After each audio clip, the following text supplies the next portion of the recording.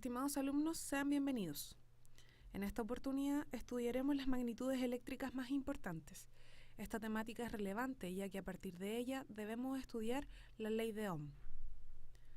Se presentan a continuación los aprendizajes esperados y los objetivos de este aprendizaje. Para iniciar, quiero realizarle algunas preguntas. ¿Qué es la corriente eléctrica? ¿Qué origina el movimiento de las cargas en un conductor? ¿Alguno de ustedes sabe qué es la resistencia eléctrica? ¿O qué es el voltaje? Todas estas magnitudes las hemos escuchado mencionar en alguna oportunidad. El día de hoy revisaremos qué significa cada una de ellas y qué contempla en la vida diaria. Por último, les planteo la siguiente pregunta. ¿Cómo sería nuestra vida sin electricidad? Corriente eléctrica. Cuando observamos desde la ribera de un río, podemos ver que el flujo de agua posee cierta dirección y sentido. Por otro lado, dicho flujo se puede medir, siempre y cuando conozcamos la cantidad de agua que circula en un tiempo determinado. Al hablar de corriente eléctrica, debemos pensar de manera análoga. ¿Qué significa esto? En lugar de agua, lo que circula en el caso de la corriente son cargas eléctricas. Como ya se mencionó, la corriente eléctrica corresponde a un flujo de cargas que se mueven por una determinada región de un conductor. Esta se desplaza siempre de una zona de mayor potencial a otra de menor potencial eléctrico. La intensidad de la corriente eléctrica se define como la cantidad de carga, Q, que atraviesa una sección transversal A de un conductor en un tiempo t. De ahí aparece la ecuación I es igual a Q dividido en t. Dado que la carga eléctrica se mide en Coulomb y el tiempo en segundos, la intensidad de la corriente se expresa en Coulomb partido por segundo.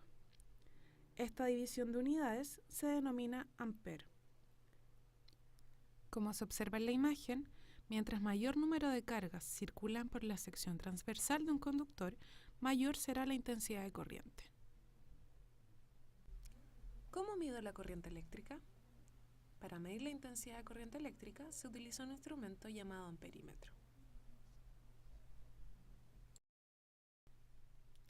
Ahora debemos entender cuál es el sentido de la corriente. Antiguamente se pensaban que eran las cargas positivas las que se movían en un conductor. Es por eso que se define un sentido convencional de la corriente. Como observan en la imagen, se pensaba que los protones se movían desde el extremo positivo al extremo negativo, de alguna manera alejándose del extremo positivo de la fuente de poder. Hoy en la actualidad sabemos que los protones no se pueden mover dentro del núcleo atómico, sino que solamente son los electrones los que tienen la capacidad de transferirse de un cuerpo a otro. Como los electrones son los que circulan a través de un conductor, los electrones se mueven en sentido contrario, van alejándose del extremo negativo e intentan acercarse al extremo positivo. A este movimiento de los electrones se le conoce como sentido real de la corriente eléctrica.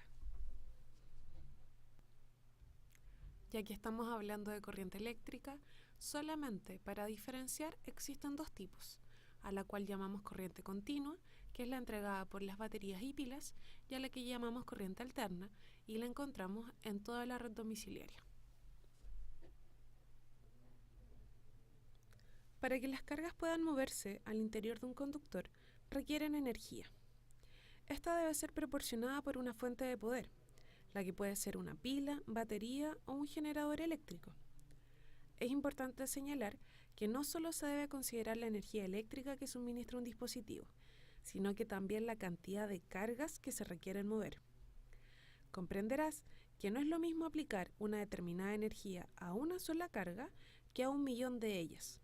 Claramente, en este último caso, a cada una de las cargas le corresponde muy poca energía, en comparación con la primera situación.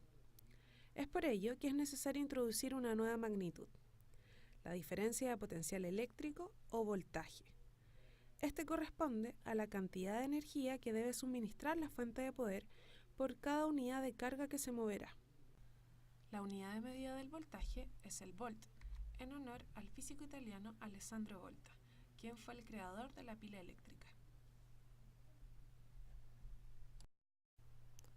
Como última magnitud a estudiar tenemos la resistencia. Para ello seguiremos con las analogías. Cuando el flujo de agua que circula por un determinado cauce se encuentra con obstáculos, como rocas o desniveles, entonces parte de la energía que éste transporta disminuye. Cuando la corriente eléctrica que circula por un conductor también experimenta dificultad en su avance, este fenómeno se conoce como resistencia eléctrica.